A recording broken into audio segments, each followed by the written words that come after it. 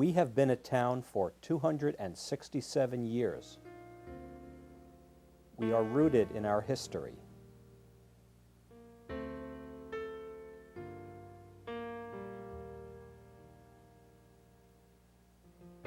And we're rooted in the land.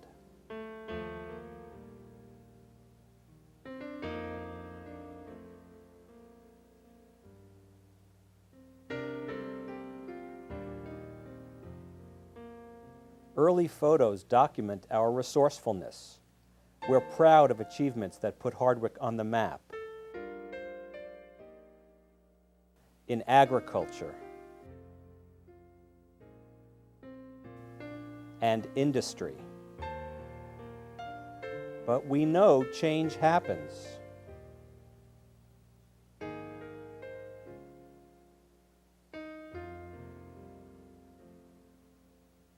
So we've looked ahead. We've talked about what kind of town we want to be and made plans to shape our future. These things we value and want to protect. The scale and pace of small town life, celebrations, farms, forests, clean air and water, rural roads.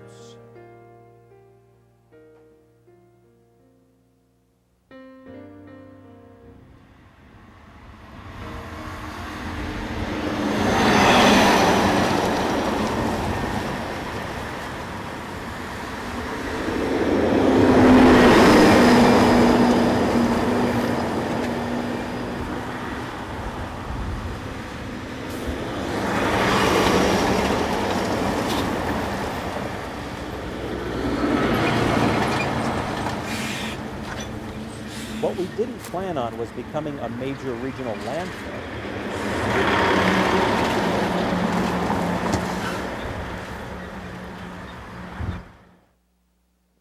Yes, there has been a dump on Patrol Hollow Road since 1968, but is it the same dump? For one thing, it's a much bigger operation. It started as a refuse area for Hardwick's trash, but by 1992 it was taking in 50 tons of trash a day. Then in 1993 it went up to 90 tons. And in 1995 to 300 tons per day. Think about it. Every day the dump takes in 6 times the amount of trash it took per day in 1992. And when you have more trash, you have more trucks, more noise, more litter, more odor, more dust, more rats, more mold.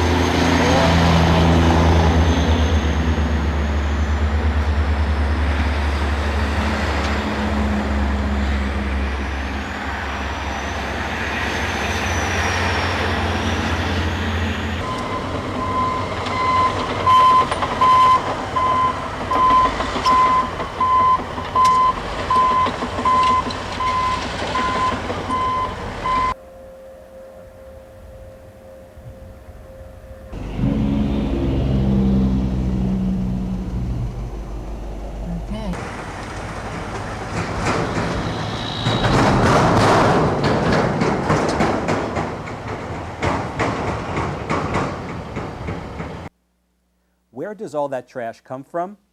All over the state. Here is the landfill, just 2 miles from the Quabbin Reservoir. Because of the Quabbin, there is no east-west highway through town. The 2 major highways that cross the state are way up here and way down there. Instead of having a regional landfill on a major highway, we have a regional landfill tucked away in a rural residential area next to Boston's water supply. Does it make sense to have a big regional dump in Hardwick? To reach the dump, the trucks must navigate narrow, winding roads.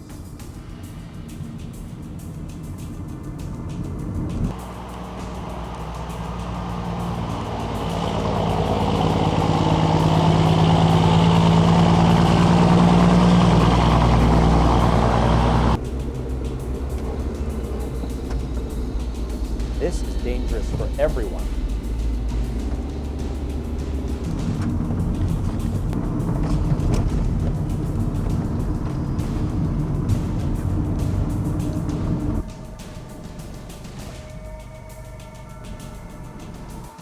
too dangerous for walkers, bikers.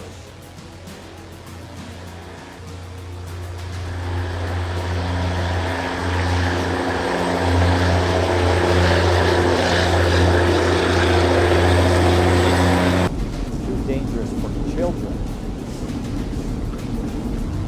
Local drivers and local business vehicles must pull over.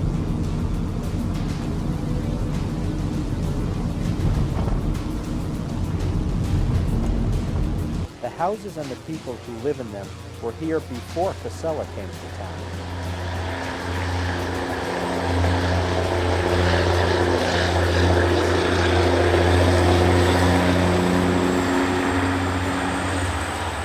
But now they have to put up with noise and vibration and dust.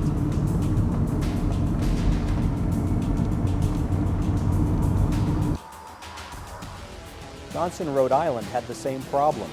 They took houses by eminent domain and built an exit off the highway to their dump. Here there's talk of rebuilding Greenwich Road.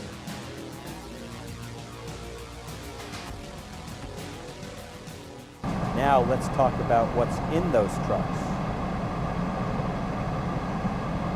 We've noted how much the dump has expanded. This graph shows that another important change has taken place. For all these years, the Hardwick dump took in mostly C and D, construction and demolition debris, as well as Hardwick's trash. What happened here in 2004? That's when the Hardwick dump became a regional municipal solid waste landfill. MSW, Municipal Solid Waste. That's everything people don't want, from all over the state.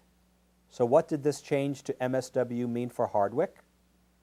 Problems we didn't bargain for. Rats and seagulls like household waste better than construction debris.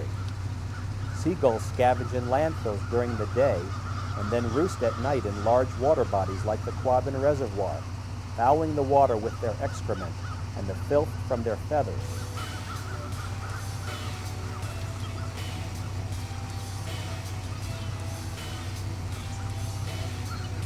But MSW isn't just kitchen scraps and dirty diapers. It also includes whatever is collected from dumpsters at commercial and industrial sites, factories, schools, malls, gas stations, body shops, apartment complexes. A lot of this stuff is collected by small haulers and brought to one of Casella's transfer stations, like this one in Holliston.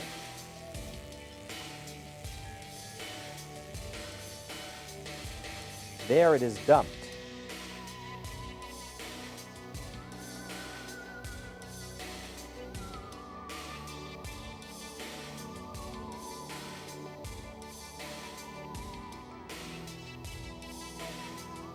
And then loaded into 18-wheelers and taken to Hardwick and other landfills.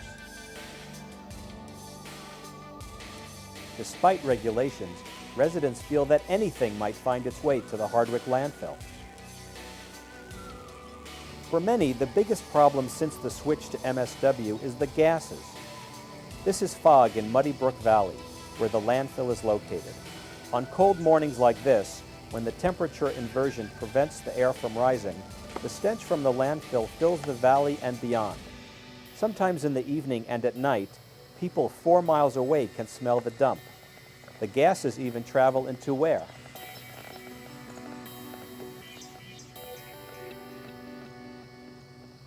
Here about 28 years, and I didn't have to deal with the dump smell until last year, I would say. And it was bad, real bad. I mean, it gets into the house. It wakes you up in the middle of the night. You know, 3:30 in the morning, 4 o'clock in the morning, out of a sound sleep. I mean, when I go to bed, I'm out, you know. But it's so bad, and you can't get it out of the house, you know. We've got an old house. The house is built in 1795. House was here a long time ago, you know. Long time before the dump.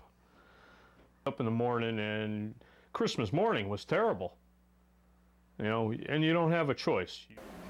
The pile of garbage in the landfill creates methane, carbon dioxide, hydrogen sulfide, and many volatile organic compounds, like tetrachloroethane.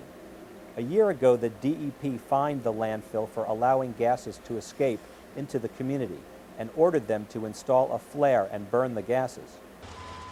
But even with the flare running 24/7, residents still smell the dump. That means gas is still escaping into the community. And people are even more worried about gases that can't be detected by smell.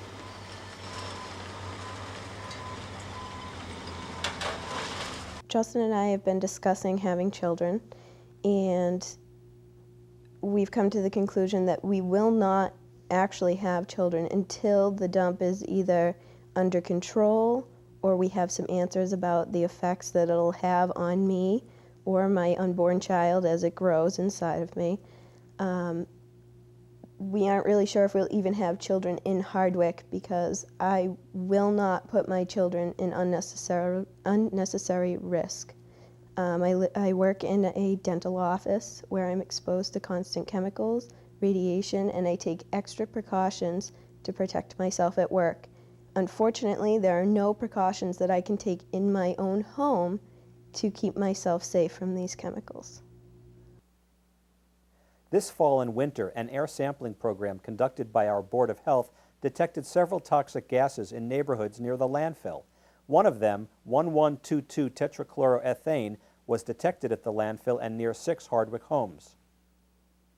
At 5 of the homes, the levels of this toxin were considerably above the DEP 24-hour safety limit shown by the light green bar on the left.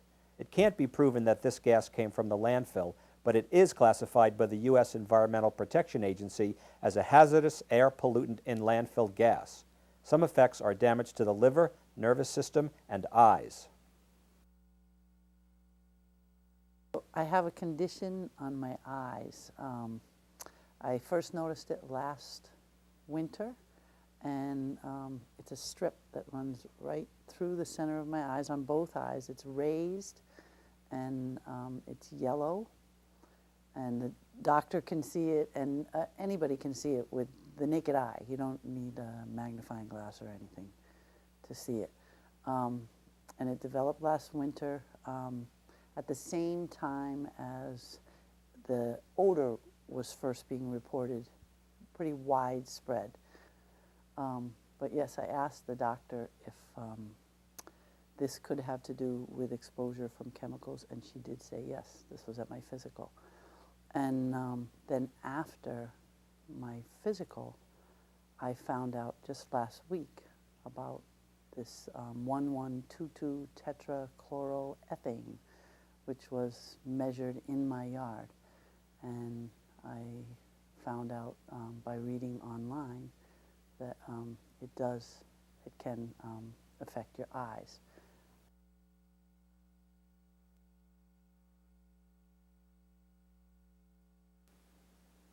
Another threat to public health is water contamination. You might wonder how the landfill could contaminate drinking water. To answer that, let's consider what is in the landfill and what comes out of it. Garbage in the ground produces leachate, a chemical soup that is hazardous to humans. So, can leachate get out of the landfill? Yes, this photo of the landfill was taken a couple of years ago. The dark area immediately to the right is wetlands. You're looking into an open cell on Lot 1. The black area you see in the middle is one of the plastic liners. Holes in liners can be made by machinery, workers, or sharp items in the trash.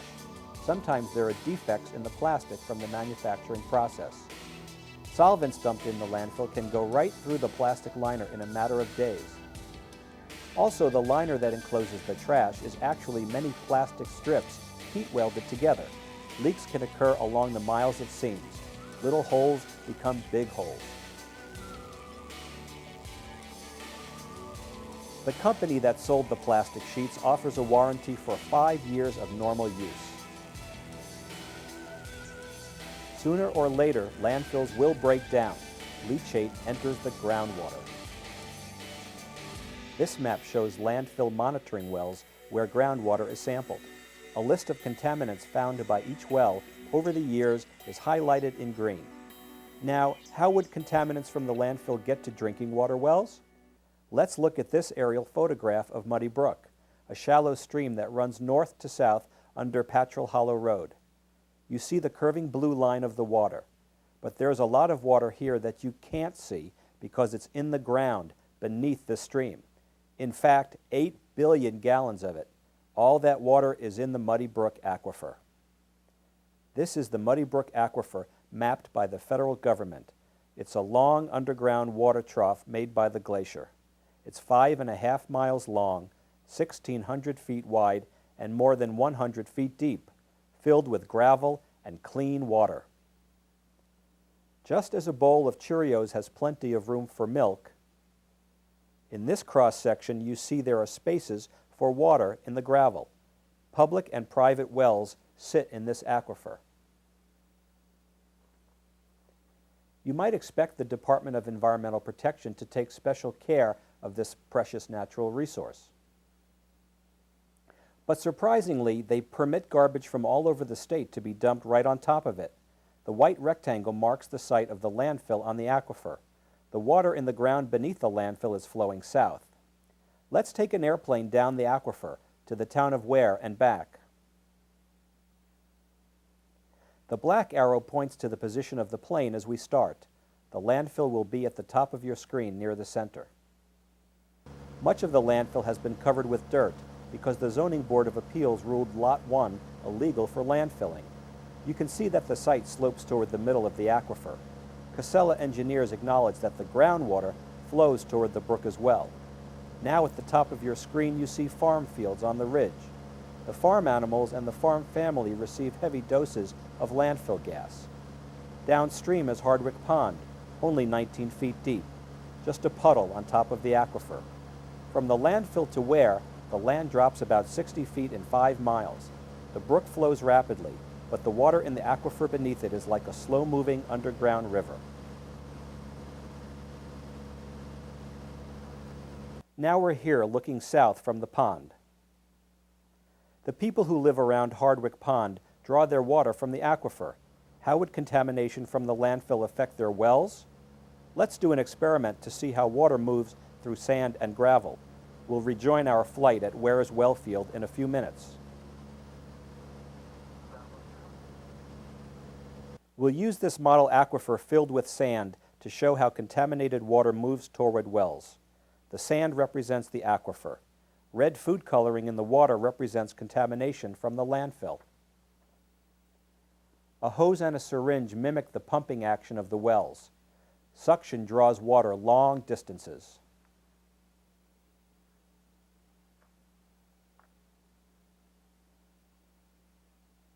You can see by the reddish streaks in the sand how the suction of a well will draw contaminated water to it. We've turned the plane around in Ware. The Barnes well field is below us. The well sits in the aquifer. They supply 75% of Ware's water. You see the eastern slope of the valley. Again, you see Hardwick Pond and the dump, both on the aquifer.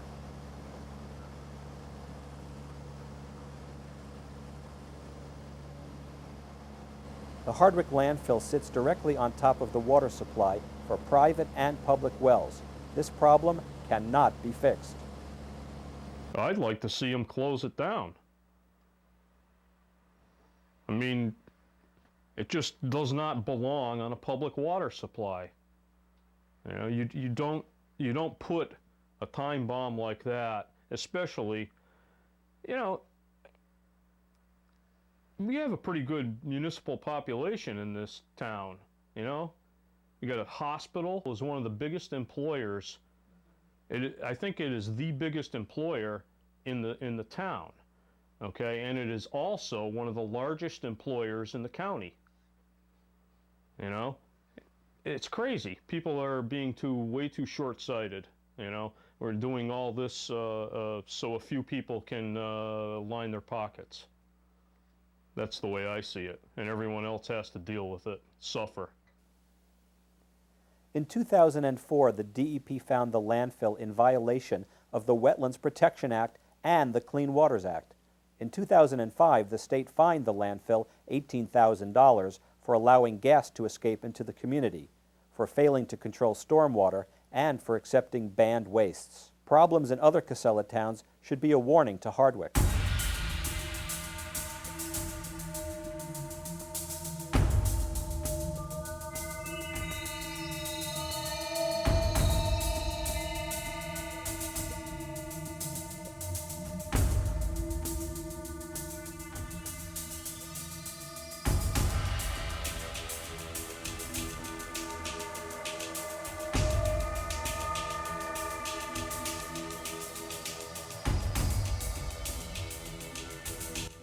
Massachusetts law allows local boards of health to close a waste facility if it's a threat to public health and safety or the environment.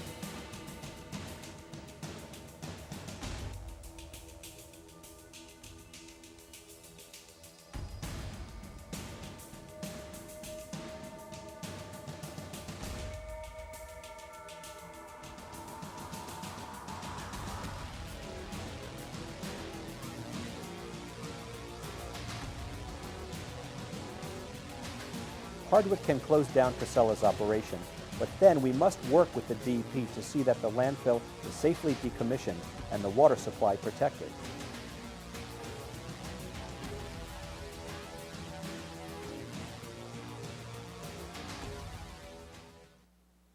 There are better ways to deal with waste. By saying no to the landfill, we are saying yes to DEP reform of waste management.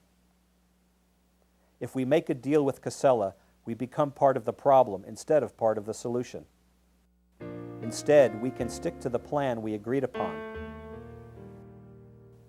We can promote economic development. We can support sustainable agriculture. Together, we can restore faith in Hardwick. Our children need to see that we are connected to the past and to the future. We must preserve what we've been given for the generations that follow. Protecting our own water resources is a worthy goal we can all stand behind. A yes vote on number 1 to close the landfill is a vote for Hardwick. Vote no to any compromise on public health. The future is counting on us.